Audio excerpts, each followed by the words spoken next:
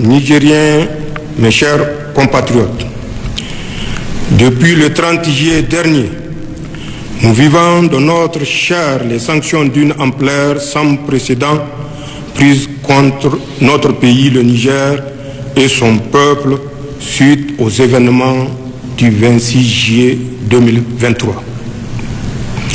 Ces sanctions visent notamment à nous priver des ressources financières indispensables au fonctionnement de nos institutions, à entraver notre vie quotidienne et à étouffer notre économie et le petit commerce. En outre, ces sanctions vont jusqu'à priver délibérément nos laborieuses populations de tout approvisionnement en produits alimentaires et pharmaceutiques.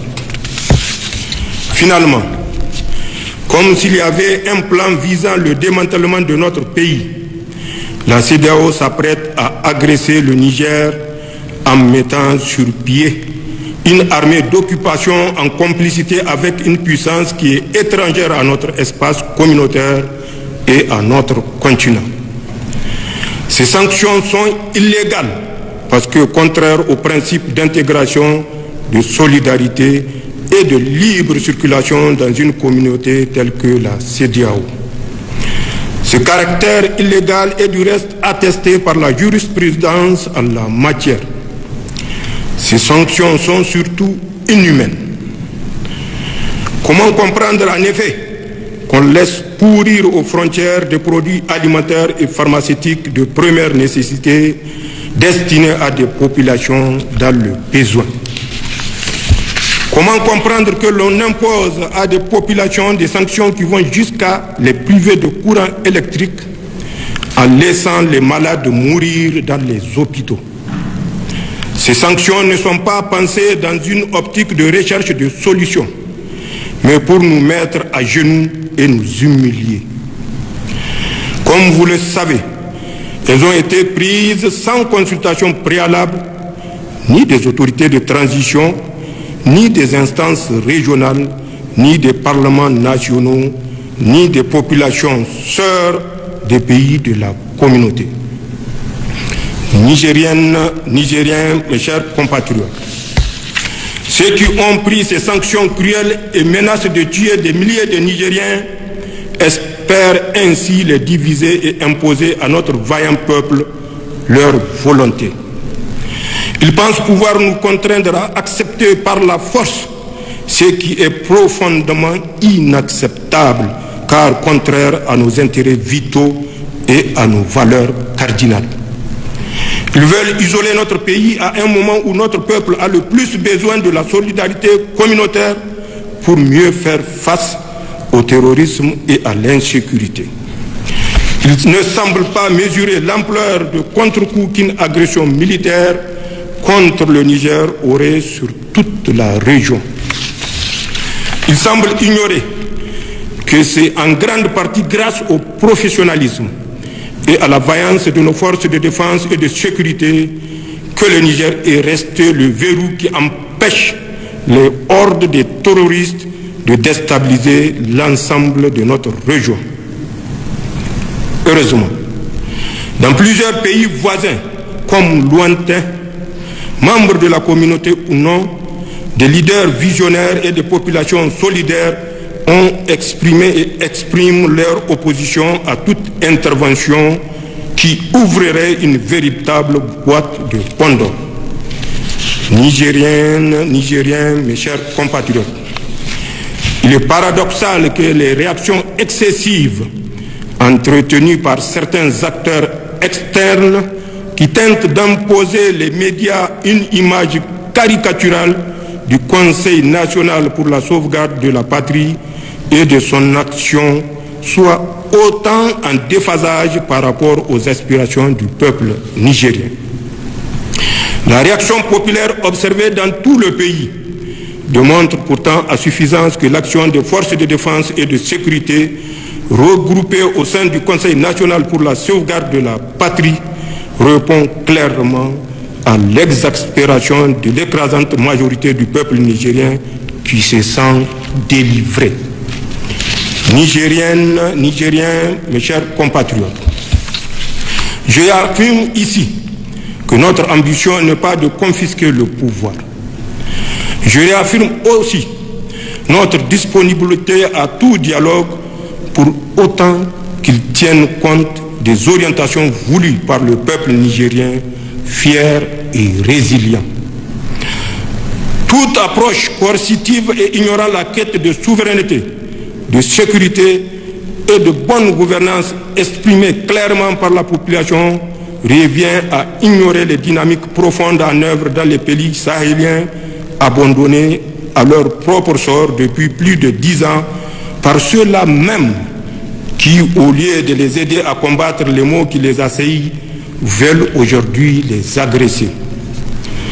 À la vérité, la prise de pouvoir par les forces de défense et de sécurité, aussitôt fermement soutenue par nos vaillantes populations, s'inscrit dans un contexte de rejet des modèles sécuritaires et de mauvaise gouvernance faite d'injustice, de corruption, mise en œuvre par des régimes qui se prétendent démocratiques, mais qui en réalité dévoient et discréditent la démocratie.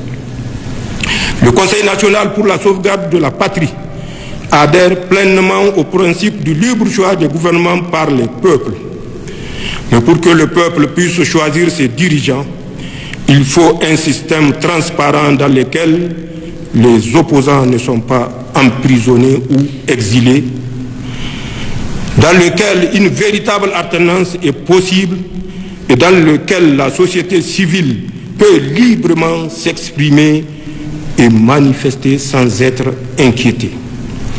Le soutien massif des populations au Conseil national pour la sauvegarde de la patrie au Niger, comme chez nos frères maliens, burkinabés et guinéens, entre autres, traduit non pas le désir d'une gouvernance autocratique, mais un désir de démocratie véritable, porteur de bien-être pour tous. Nous en sommes parfaitement conscients. Nigériennes, Nigériens, mes chers compatriotes, en tant que soldats, nous connaissons le prix d'une guerre. En tant que Nigériens et Ouest-Africains, nous trouverions tragique d'aller en guerre contre nos frères d'armes aux côtés desquels nous étions engagés hier pour sécuriser notre région.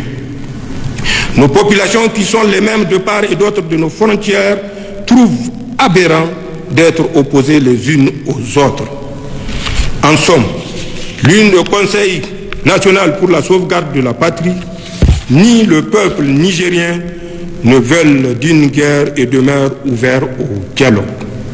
Mais, qu'on nous comprenne bien, si une agression devait être entreprise contre nous, elle ne sera pas la promenade de santé à laquelle certains croient. En effet, ils trouveront face à eux 26 millions de Nigériens, les dignes fils de Dunama Dibalami, de Idriss Alaouma, de Mohamed Kosso, de Mohamed Nafarko, de Amadou Tanimoun Kourandaga, de Suleiman Tanchintouma, de Kausen Ag Kedda, de Tankasawa Agoragi, de Babari Soba, de Bawa Jangwarzo, de Akazama Ari Kulumba, de Mali Bero, de Ousmane Tanfodio, de Soni Alibert et de Askia Mohamed, entre autres. Ainsi, fort du soutien de notre grand peuple et avec l'aide de nos frères du Burkina, de la Guinée et du Mali, les forces de défense et de sécurité du Niger ne se déroberont pas.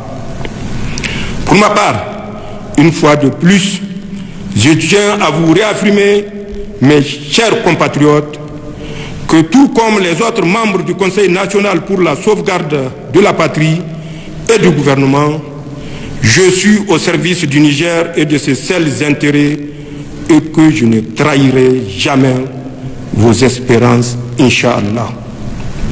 Aussi, conscient de la nécessité de structurer les nouvelles élans de patriotisme qui règnent au Niger, j'engage toutes les forces vives de la nation à travers un dialogue national inclusif.